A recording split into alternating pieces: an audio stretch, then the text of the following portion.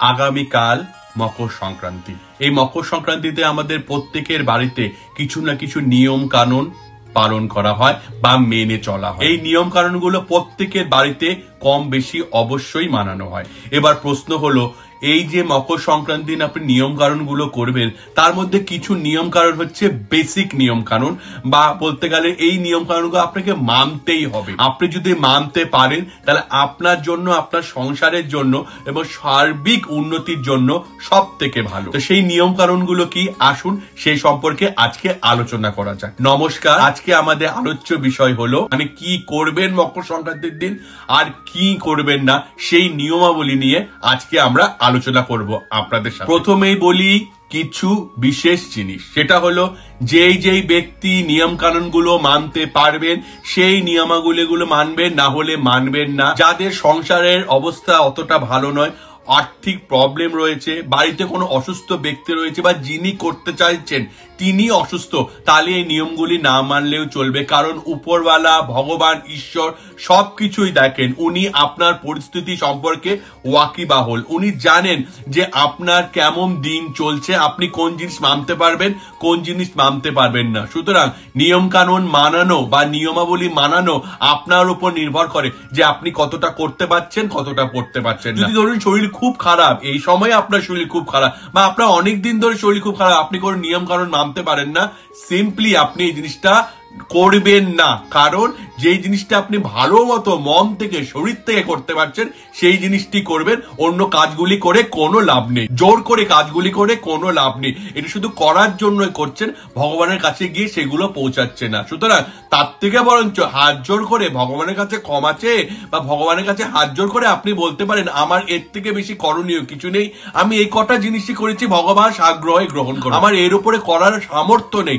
ভগবান একটি ফুলে, একটি ছোট বাতাসা বা চিনির দানাতেই সন্তুষ্ট হয়, এর জন্য পঞ্চভোগ তাকে চড়াতে হয় না। সুতরাং আপনার মন থেকে আপনি যেটুকুনি করতে পারছেন, আপনার শরীর সায় দিচ্ছে, আপনার অর্থনীতি আপনাকে সাপোর্ট করছে, আপনি ওইটুকুনি কাজ করবেন, তার থেকে বেশি আপনি করবেন না। প্রথম, এই দিন সূর্যদেবকে জল অর্পণ করা ছাড়া বা সূর্যদেবের পূজা করা ছাড়া লক্ষ্মী, বিষ্ণু এবং শিবের এই তিনজনের পূজা করা খুব শুভ বলে মনে করা হয়। তো আপনি এই তিনজনেরও পূজা করতে পারেন, আপনি যে কোনো একজনেরও পূজা করতে পারেন এবং তিনজনেরও আপনি পূজা করতে পারেন যদি আপনার পুজো করার মন চায়। এই দিন কোনো দরিদ্র ব্যক্তিকে বা যাদের সাহায্যের দরকার সেই সব ব্যক্তিকে যদি আপনি সাহায্য করেন, তাহলে আপনার বাড়িতে যে আশীর্বাদ, ভগবানের কৃপা দৃষ্টি বা যে পজিটিভিটি আপনি চাইছেন, সেগুলো শত গুণ, লক্ষ গুণ বেড়ে যায়। সুতরাং এই দিন দরিদ্রকে বা যার সত্যিকারই কোনো কিছু দরকার তাকে সাহায্য করবেন, দান করবেন। এটি আপনার জন্য খুব পজিটিভ একটি বার্তা নিয়ে আসবে। এই দিন সূর্য নিজের পুত্র শনির ঘরে প্রবেশ করে, মকর রাশিতে প্রবেশ করে, এই জন্য এই দিন মকর সংক্রান্তি পালন করা হয়। সুতরাং এই দিন বাড়ির গুরুজনেদের প্রণাম করা, সম্মান দেখানো এবং তাদেরকে কোনো কথায় দুঃখ দেওয়া, কষ্ট দেওয়া, এই জিনিসগুলি আপনি করবেন না। এই জিনিসটি আপনাকে মাথায় রাখতে হবে। কারণ গুরুজনদের আশীর্বাদ, গুরুজনদের থেকে যে ভালো জিনিসগুলো আপনাদের সংসারে আসবে, সেটিও কিন্তু এই দিন আপনার জন্য খুব প্রয়োজনীয়। এই দিন ঝাড়ু কেনা খুব শুভ। আপনি যদি ঝাড়ু কিনতে চান বা ঝাঁটা বা ঝাড়ু কিনতে চান, আপনি এই দিন কিনতে পারেন। কারণ ঝাঁটা বা ঝাড়ুর সঙ্গে মা লক্ষ্মীর ওতপ্রোত সম্পর্ক রয়েছে। সুতরাং এই দিন কিনলে কিন্তু আপনার সংসারে ভালোই আসবে, মন্দ কিছু হবে না। ঝাড়ু কিনতে পারেন, খুব শুভ। বাড়িতে যেই রান্না করবেন সেই রান্নার মধ্যে অল্প একটু তিল যেন থাকে, তিলের রান্না আপনার এই দিন করতেই হবে। গরুকে এই দিন তিল, ঘাস এগুলো খাওয়াবেন। তিল, ঘাস খাওয়ালে আপনাদের সংসার এবং আপনার জীবনের জন্য এই দিনটি খুব ভালো। এর নিয়মাবলীর মধ্যে এটা পড়ে। এই দিন তুলসী গাছ বাড়িতে রোপণ করতে পারেন। আপনি যদি চান নতুন তুলসী গাছ বাড়িতে লাগাবেন, আপনি তুলসী গাছ রোপণ করতে পারেন। তুলসী গাছ রোপণ করা এই দিন খুবই ভালো। এই দিন ভুল করেও আপনি আমিষ খাবার খাবেন না, নিরামিষ খাবারের মধ্যে সাত্বিক খাবার খাওয়ার চেষ্টা করবেন। স্নান না করে আপনি সকালবেলা কোনো কাজ করবেন না। সবার প্রথমে স্নান করবেন, পূজা করবেন, তারপরে অন্যান্য কাজ আপনি করবেন। সকালবেলা যখন স্নান করবেন, স্নান করার পরে আপনি সূর্যকে জল অর্পণ করবেন। এবার সূর্যকে জল অর্পণ করার বিভিন্ন ধরনের নিয়ম হয়। আপনি একটি ঘটের মধ্যে অল্প একটু ফুল, অল্প একটু হলুদ দিয়ে সূর্যকে অর্পণ করতে পারেন। আপনি একটি ঘটের মধ্যে অল্প একটু ফুল, তার সঙ্গে গঙ্গা জল মিশিয়ে তার মধ্যে তিল আর গুড় দিয়েও সূর্যকে অর্পণ করতে পারেন। আপনাকে সূর্যকে অর্পণ করতে হবে, প্রণাম জানাতে হবে। নিয়মাবলী এই দুটো, যে কোনো একটি আপনি করতে পারেন, এটাতে কোনো অসুবিধা নেই। যাদের শনির সাড়ে রয়েছে বা শনির প্রবলেম রয়েছে, তারা এদিন স্নান করা জলের মধ্যে অল্প একটু ফিটকারি দিয়ে স্নান করবেন।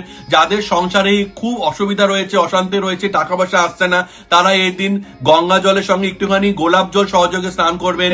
যাদের সংসারে সবকিছু আছে কিন্তু কারো শরীর ভালো যায় না, বারবার নজর লাগে, খারাপ কিছু হয়, তারা গঙ্গা জলের সঙ্গে অল্প একটু লবণ সহযোগে স্নানের জলে আপনারা স্নান করবেন। এই জিনিসটা মাথায় রাখবেন। কি কি জলে আপনারা স্নান করবেন, আপনার যা যা প্রয়োজন দরকার সেই অনুসারে আপনারা স্নান করবেন। পুজোর সময় কোন প্রদীপ কি দিতে হয়, কোন দিকে প্রদীপ দিতে হয়, কটা প্রদীপ জ্বালাতে হয়, এটা নিয়ে অলরেডি আমি একটা ভিডিও বানিয়েছি। এর আগের ভিডিও রয়েছে, আগের দিনের ভিডিওতে আপনি সেটি দেখে নেবেন। সেই অনুসারে আপনি নিয়ম কানুন পালন করবেন।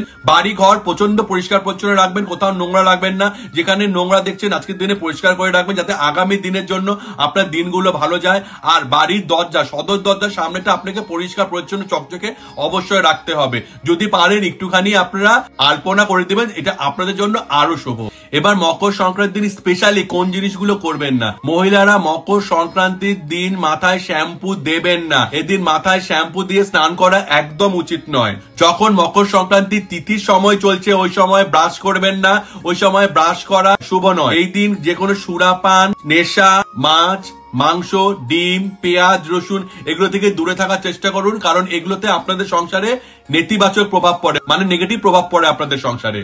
স্নান করে চা পান করবেন না, কোনো ধরনের পানীয় খাবেন না।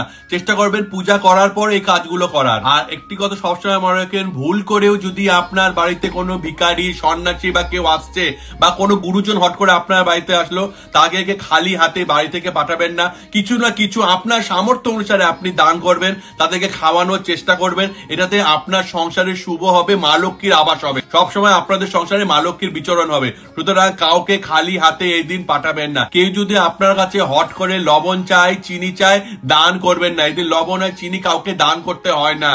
মকর সংক্রান্তি আপনি কোন সময়ে পালন করবেন? মকর সংক্রান্তি পালন করার একটি বিশেষ সময় রয়েছে, 9টা 3 থেকে 10টা 45 এর মধ্যে আপনি মকর সংক্রান্তি স্নান করতে চাইলে স্নান করবেন।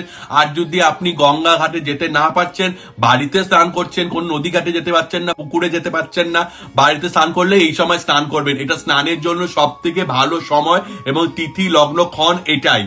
আর সব থেকে ইম্পর্টেন্ট একটি কথা যেটি আমি এখন বলতে চাই, স্নানের পর যদি আপনি গঙ্গাতে স্নান করতে যাচ্ছেন, স্নানের পর একটুখানি গঙ্গার মাটি আপনি নিয়ে আসবেন। মাটিটাকে নিয়ে এসে আপনি 3টে কাজ করতে পারেন। প্রথম কাজ, আপনার বাড়িতে তুলসী গাছ রয়েছে, সেই তুলসী গাছের মাটিতে বা টব সেই মাটিতে দিতে পারেন। খুব মঙ্গল, খুব শুভ। যদি সেটি অপশন না থাকছে, দ্বিতীয় অপশন আপনি করতে পারেন, আপনার বাড়িতে অন্য একটি গাছে, যেমন অপরাজিতা গাছে বা বেল গাছ থাকলে বেল গাছে বা যে কোনো ফুলের গাছের টবে বা মাটিতে আপনি রাখতে পারেন। যদি সেই অপশনও আপনার কাছে না রয়েছে, আপনি নতুন একটি টব এনে তার মধ্যে সেই মাটিটাকে সঙ্গে অন্য মাটি মিলিয়ে আপনি হয় অপরাজিতা গাছ বা তুলসী গাছ বা যে কোনো গাছ সেখানে পুঁততে পারেন। গাছটিতে ফুল হয় এমন গাছ পুঁতলে সব থেকে ভালো। আপনি এই কাজটি করতে পারেন, যেন এই মাটিটি 1 বছর আপনার সঙ্গী হয়ে যায়, আপনার বাড়িতে থাকে। এটি কিন্তু সব সময় মনে রাখবেন, এটি একটি বিশেষ রেমেডি এই দিন আপনাকে করতে হবে। আর যারা গঙ্গা স্নান করতে যেতে পারছেন না, যারা নদীতে স্নান করছেন বা অন্য কোনো পুকুরে স্নান করছেন, তারাও সেখান থেকে মাটি আনতে পারেন। আর যারা বলছেন দাদা আমরা কোথাও যেতে পারবো না, এক্ষেত্রে আমরা কি করব? আপনি বাড়িতে আপনি অন্য একটি মাটি এনে সেই মাটিটি স্নানের পর অল্প একটু জল মিশিয়ে যে কাজগুলি আমি বললাম সেই কাজগুলো আপনি করতে পারেন। এর ফল সমানই হবে। এই নিয়ম কারণগুলি যদি আপনি ভালো মতো মেনে চলেন, মকর সংক্রান্তির দিন আপনার সংসারে সুখ, স্বাচ্ছন্দ্য, সমৃদ্ধি আসবে, আপনার সংসার সুখের হবে এবং মকর সংক্রান্তির যে পজিটিভিটি গুলো, যে ভালো জিনিসগুলো, যে মঙ্গলময় জিনিসগুলো, সেগুলো আপনার জীবনে আসবে। ভগবানের কৃপা দৃষ্টি, আশীর্বাদ সবসময় আপনার জীবনে থাকবে। এরপরে আমরা আসি প্রশ্ন উত্তর পর্বে। আমাদের এক সাবস্ক্রাইবার দর্শক আমাকে প্রশ্ন করেছে, দাদা বাড়িতে অনেকে আমাকে বিভিন্ন ধরনের মূর্তি বা বিভিন্ন ধরনের ফটো আমাকে দিয়ে থাকে, সেই মূর্তি বা সেই ফটোগুলোকে আমি পূজা করব, বাড়িতে রাখবো, কোন দিকে রাখবো যদি আপনি বলেন। প্রথম কথা, প্রত্যেকটা ঠাকুরের রাখার একটি দিক আছে, আপনি সেই দিক অনুসারে আপনি ঠাকুর রাখতে পারেন। যদি আপনাকে মূর্তি দেয়, যদি আপনাকে মূর্তি না দিয়ে অন্য কোনো ফটো দেয়, কোনো কিছু দেয়, সেগুলোকে কিন্তু আপনি আপনার ঠাকুরের আসনে কখনো রাখবেন না।